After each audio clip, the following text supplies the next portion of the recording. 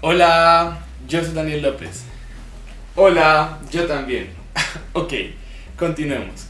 Hoy vamos a hablar acerca de las implicaciones del maltrato en el desarrollo neurocognitivo y específicamente en las alteraciones de las funciones ejecutivas. Vamos a hablar acerca de todos los maltratos. No, vamos a hablar específicamente sobre el maltrato infantil. ¿Alguien quiere pensar en los niños, por favor? Ok, ahora sí. Este tema es muy importante porque según cifras, cerca del 41% de los menores de edad en el país han sufrido algún tipo de maltrato, ya sea psicológico, físico o sexual. Así es, y también nuestra primera infancia es víctima de maltrato en el país. De acuerdo con el ICBF, para 2013, esa representaba el 59% de los casos por maltrato infantil, lo cual se traduce en más de 46.000 reportes. Para poder hacernos una idea de la complejidad de este fenómeno y sus variantes, debemos tener en cuenta que al hablar de maltrato se incluye el maltrato físico y emocional, negligencia física y emocional, abuso sexual, maltrato prenatal, maltrato institucional, en fin. Y a pesar de que las cifras varían en la literatura revisada, coincidimos en que eso es un problema real, en parte porque el maltrato se constituye como un factor estresante en el sujeto, lo cual afecta la capacidad de reorganización y generación sináptica, afectando al organismo en una etapa fundamental para el desarrollo normal.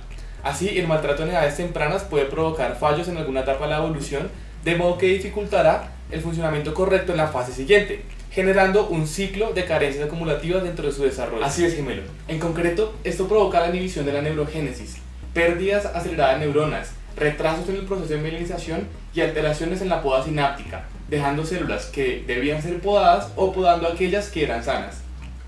Esto desemboca además en alteraciones en el hipocampo, amígdala, cerebelo, cuerpo calloso, corteza prefrontal, hipotálamo, entre otras. ¿Te parece si revisamos más a fondo en qué consiste esto de las alteraciones neuropsicológicas en el sujeto? Muy bien, vamos. Las funciones ejecutivas se refieren a una serie de funciones cognitivas que ayudan a mantener un plan coherente y consistente de conducta para el logro de metas específicas. Entre estas funciones se incluyen las capacidades de flexibilidad cognitiva, de planificación de conducta orientada a metas, control de impulso, valoración de consecuencias, toma de decisiones, autosupervisión de la propia conducta, seguimiento de tareas, metacognición, entre otras.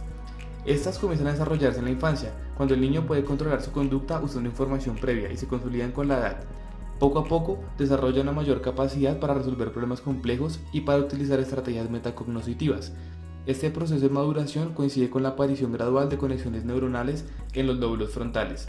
Se sugiere que el desarrollo de funciones ejecutivas podría depender en gran parte del desarrollo gradual del lenguaje, de la rapidez de procesamiento de la información y en la capacidad de atención y de memoria. Dentro de su proceso de aparición, se ha demostrado que hay periodos en el desarrollo humano en los que aparecen un mayor desarrollo marcado de la corteza prefrontal, con mayor mielinización y con el consecuente incremento de la sustancia blanca. El primero de estos periodos se observa entre el nacimiento y los 2 años de edad, el segundo entre los 7 y los 9 años, y el último al final de la adolescencia, entre los 16 y los 19 años. Es por eso que el maltrato infantil afecta directamente el correcto desarrollo de estos procesos, alterando además el desempeño del niño en funciones ejecutivas futuramente. Continuemos revisando la información, esponja. Los estudios muestran que cuando un niño está expuesto al maltrato, la corteza prefrontal exhibe desregulación con respecto a las concentraciones de dopamina, lo que lleva a trastornos psicológicos del desarrollo y cognitivos. Como resultado de la respuesta de amenaza prolongada, la señalización alterada de la corteza prefrontal comienza a inhibir el glutamato, principal mediador de la información sensorial, motora, cognitiva y emocional, para aumentar la cantidad del GABA, debido a los altos niveles no regulados de dopamina. Además, según estudios de neuroimagen, hay reducciones en la corteza prefrontal y corteza prefrontal medial. Pero bueno, ¿y esto qué implicaciones tiene con las funciones ejecutivas? Para empezar, podemos decir que la evidencia sugiere que las alteraciones neurológicas durante el maltrato infantil influyen en otros factores, como las relaciones, las experiencias y el medio ambiente, lo cual se traduce en que los niños y niñas con una función ejecutiva deficiente pueden actuar sin pensar, reaccionar exageradamente a nivel emocional, olvidar y extraviar elementos o comenzar una tarea sin terminarla.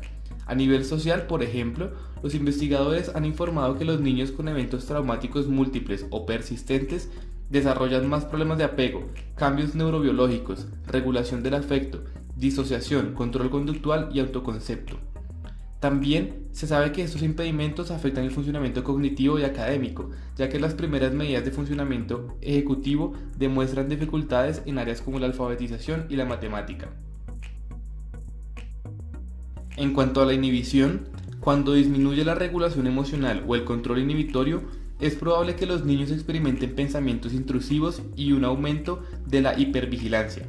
Sin embargo, se ha reportado historias complejas de trauma que causan un desarrollo más problemático.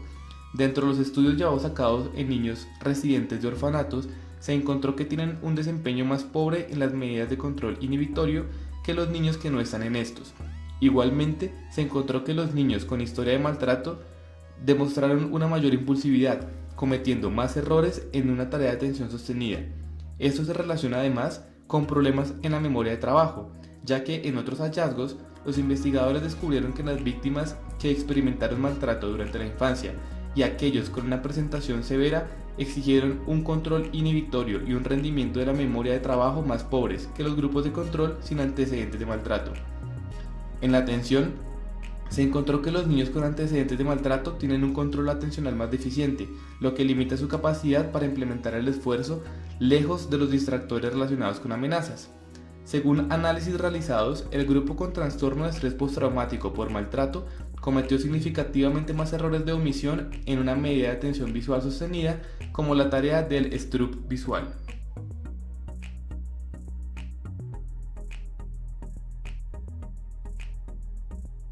En resumen, estas alteraciones de las funciones ejecutivas producen fallos en el control de impulsos y adecuación en la reacción de la situación ambiental real, déficits en la capacidad de flexibilidad cognitiva, que conlleva consigo mayor número de errores persistentes, fallos en la atención alternante, problemas de memoria operativa, lo cual se suma a la toma de decisiones impulsivas, escasa planificación previa de una acción y escaso control de la conducta propia, entre otros fallos metacognitivos.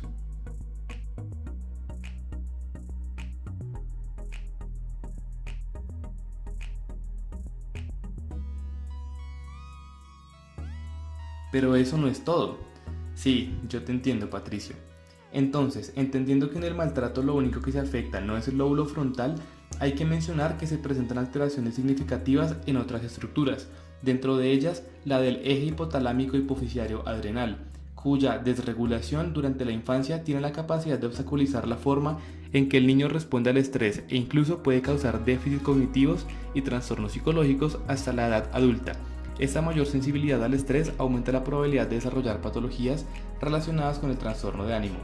En la amígdala, el maltrato puede ocasionar problemas al evaluar la importancia de los estímulos y al asignar valencia emocional para participar en una respuesta al estrés en estímulos no amenazantes, provocando hiperreactividad a las expresiones faciales negativas o lo mejor conocido como irritabilidad límbica.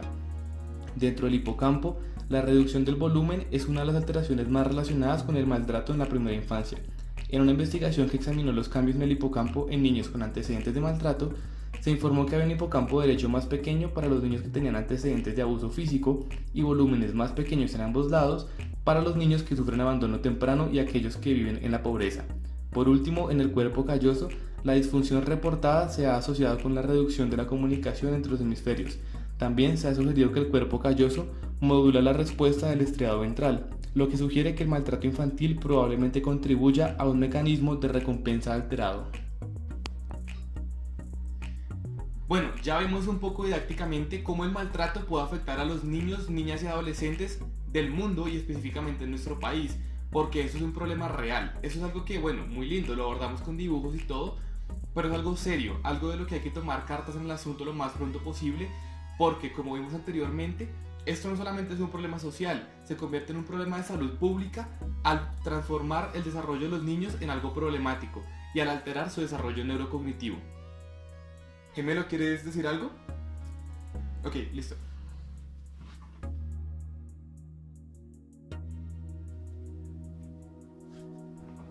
Gracias. Bueno, entonces como ya lo mencionaba él, esto no solamente se convierte en un problema social, se vuelve un problema de salud pública, porque eso trae implicaciones muy serias que deben ser tenidas en cuenta dentro del desarrollo de nuestros niños. Esto se vuelve algo muy problemático porque afecta a nuestras futuras generaciones y, como nos dimos cuenta en el video, entre más pequeños empiecen a sufrir este abuso y entre mayor sea la duración y la intensidad de ello, mayor alteraciones van a tener en su futuro como adultos. Entonces, bueno, yo me pregunto, ¿y qué generaciones vamos a dejar? Si cada vez las cifras de maltrato aumentan y cada vez es más preocupante esta situación en el país, por ejemplo, ¿qué futuro estamos teniendo? ¿Qué futuro vamos a tener? ¿Qué tipos de adultos vamos a tener en nuestra sociedad? Así que esto es algo que debe ser tomado muy en serio. Por favor, hay que dejar un precedente acerca de este maltrato y tenerlo en cuenta, tener en cuenta en nuestros círculos cercanos, denunciar temprano para proteger a nuestros niños, niñas y adolescentes.